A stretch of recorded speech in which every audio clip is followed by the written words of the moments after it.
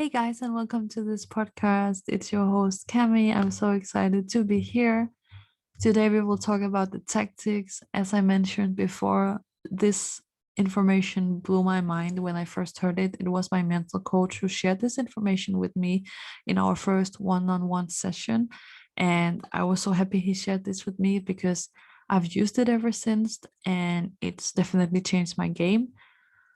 It took some time for me to get used to doing this as a part of my practice and actually implementing it.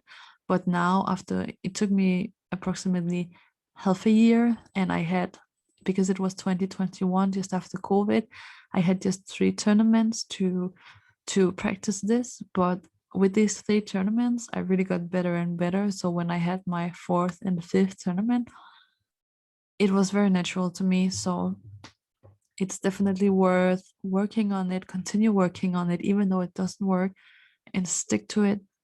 And then you will see the result, I promise you. Okay, so as I said, it's about tactics because you want to know what are your tactics before you go in on the mats against your opponent. And it's divided into two because the first thing is about you. What can you do? What is your tactic? The second thing is about your opponent. And of course, this podcast, we never try to control the uncontrollable, okay? We only focus on what we can do something about. So when I say, how is your opponent? I don't mean how do they train? How is their warm up? What do they do? No, we don't care about that. We care about what can we see in the videos, what are their most go-to based on what we've seen in the past. So this is what we focus on, okay? Let me start with the first thing. How do you want to win? The first thing, how do you want to win? You have to look at the tools you have. You need to know what are your techniques? What are you good at? I'm sure you already know this. You have maybe 3 things that you really like to do, and which is almost like 90% of the time you succeed when you do these techniques. These are your go-to techniques, okay? You know this, and it's perfect. Then you want to know how many points do you want to win with. And this was a game changer for me because I did not know that this could make a difference. After my coach explained it to me, it made a lot of sense because there is a huge difference between if you want to win with 1 point or 5 points. What is your tactics? Okay, just imagine this for yourself for a second. Imagine a fight where you want to win with 1 point. How would that fight look like? Okay, what do you think? I could imagine, and there can be a lot of techniques, but tactics, just to give you one example, if I want to win with just 1 point, it would be in a situation where I would not exactly know how to handle my opponent. My opponent would be a lot better than me, and I would not be sure that I can make a score with any of my perfect techniques, okay? It's that much better my opponent would be. So what I do instead is that I stay defensive and I try maybe to jab when my opponent is close enough, just to see if I can reach them. It doesn't matter if I don't reach them, I just go back immediately so that I'm back in my safe zone. Then when they do something, for example, if it's a person who is also jabbing or also faking, then my technique could be to make some kind of defensive technique every time or try to put my back fist to their head. So this would be my tactic. And if I get just 1 score, then I'm really, really happy. And I just stay defensive, stay defensive. Of course, now, if my opponent is also getting 1 score, it will again push me to be a little bit more offensive because I need to get my second score. But as soon as I have my second score, I will go back again. And my tactic can also be that I stay in my defensive. I'm patient because I know I have time. I'm only behind with 1 point and I need to make now 2 points to win with 1 point. Okay, so do you see where I'm going? This could be one fighting situation where you want to win with 1 point. Then think about this scenario where you want to win with 5 points. What kind of fight could that be? Just give yourself some time to think about what kind of fight could it be. where you want to win with 5 points. So you can pause this. I'll just continue talking.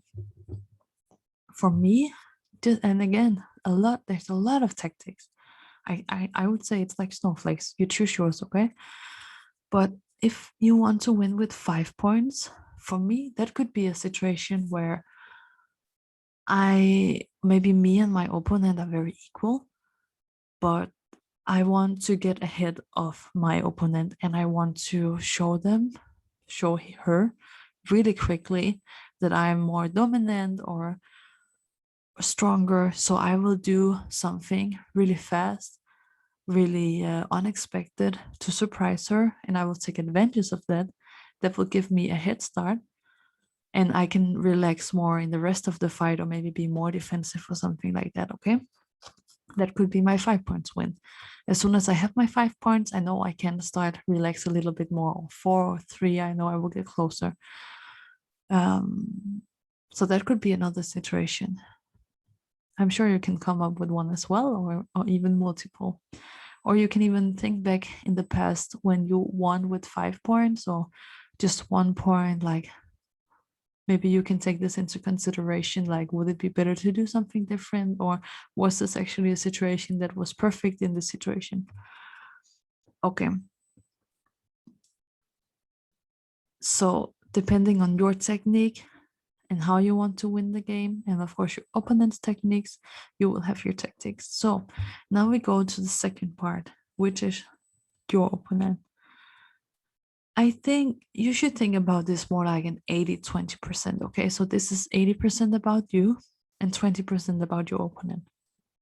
But what you want to do is you want to go and find all the information you can find about your opponent. And I know this can be hard because sometimes we can be in categories with 10 people and we will only meet 3 or 4 of them. So does it really make sense to look at all 10 of them? Maybe it doesn't. Maybe it makes sense to wait until the drawings are out and look at them there, maybe even one after one. It can be hard if we are fighting 1, 2, 3, 4, 5 fights in a row. But I've realized that I cannot focus on 10 fighters before a tournament. I have to focus on just the most important. So if I know I have, for example, 10 opponents, I will check out those who will be the hardest for me. And then I will leave the rest up to after I have the drawings, I will go check my opponent and those who are in my side of the drawings. And then I will know how I will fight. And of course, I will focus on the first fight first, or maybe the hardest fight first. Okay, so you want to check out your opponent and you want to watch YouTube videos about them. I know this can be hard because it's just been COVID, so maybe they will only have videos from 2019. I like the latest versions better because a lot of things can happen in just a year or 2 years for the fighter. They can change a lot and they can work a lot. Another hack is that you can check out the daily recordings from a tournament, but there's a small issue with that because, and if you have the answer to this, please let me know because I've been struggling a bit with this. But you can check the daily recordings, maybe on Vaku or Banmandan or something, and then you can find the opponent fighting her category or his category at a specific tournament. So, but here is the struggle with it is that, do you know what time and what's the time that opponent was fighting? That can be really, really hard to figure out. But if you know how you can backtrack some data in sport data, please let me know. I would love to hear that. My Instagram is Camilla_kickboxing. So please, if you know, text me immediately and I will share it with the guys here in this podcast. So you want to watch videos about your opponent? For me, it takes me about 3 videos to really recognize how is my opponent fighting, what are the go-tos, what are the weak points. And what I actually like to do is I take a piece of paper and I put a line and I write my opponent and who my opponent is fighting against. And then I write down what my opponent is doing, what the opponent's opponent is doing, And then I check out how they get the score. I note it. How do my opponent get the score? How does my opponent's opponent get the score? Because then I can see their techniques, and I can also see how the opponent handled their techniques, because maybe the way they handled my opponent is relevant for me, maybe not. If my opponent doesn't look like me, it's not that relevant. Or sorry, if my opponent's opponent, sorry, this is a bit, I don't know what is the word, but it's a bit messy now, but you know what I mean, right? So there is my opponent who I will meet at this tournament, and then there is the opponents in this exact video, okay? So if the opponent's opponent doesn't look a lot like me or my fighting style, like if the opponent's opponent is a kicker, really fast, strong kicker, and I'm not a really fast, strong kicker, it doesn't make a lot of sense for me to try to implement her strategy towards my opponent, because it's not realistic. But maybe you can notice some things, and I just like to write them down just in case. After that, after I watched 3-4 fights, how many I needed, it also depends on who is the opponent, because sometimes it's hard to, the fight can be strange, or you think the opponent doesn't look like herself or himself. So I will try to find another fight, because remember, everyone has bad days. So don't depend on those fights where your opponent is having a bad day, because hopefully they will have a better day when the day you are fighting them, or I mean, hopefully for them. But then after I write this down, I write down what my opponent scored with the most. Definitely there will be 2 or 3 techniques that are just standing out from the rest of them. And then I will implement my own tactics into this. When she does A, I will do this. When she does B, I will do this. When she does C, I will do this, okay? But remember now, this is 80% you, 20% her. So you cannot go into this fight and think, I'm just waiting for my opponent to do A, because maybe your opponent will not do A. Maybe your opponent will do B. So when you're fighting, you have to fight your fight. Always fight your own fight. But at least now you are aware that your opponent can do A, B, C, and you know what you can do when they do that, if they do that, okay? Don't go in the mats and depend on that she will do immediately A, because then you will forget everything else. You cannot just focus on one thing. It will take your focus away from everything else.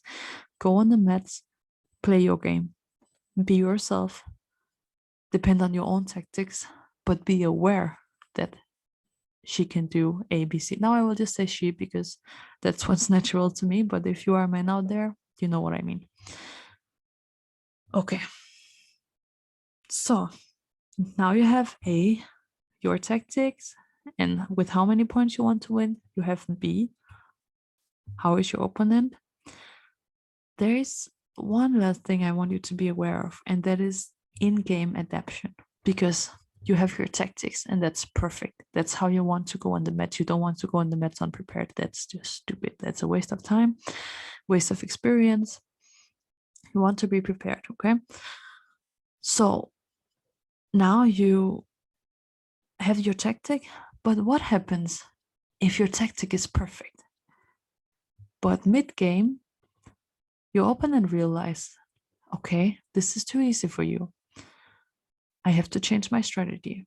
So your opponent would do something completely different. Completely different. What do? You have to change your strategy. Even though you prepared this whole tactic, you have to change it. Okay? This is not something you can just do. This will take practice.